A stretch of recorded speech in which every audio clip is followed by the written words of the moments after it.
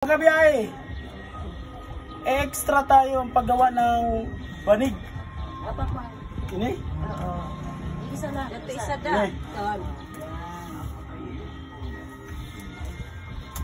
So pinapasok.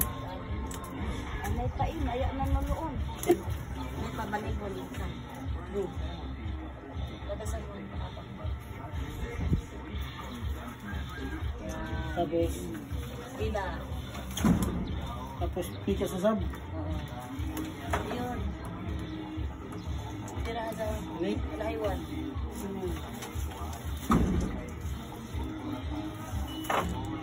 Okay.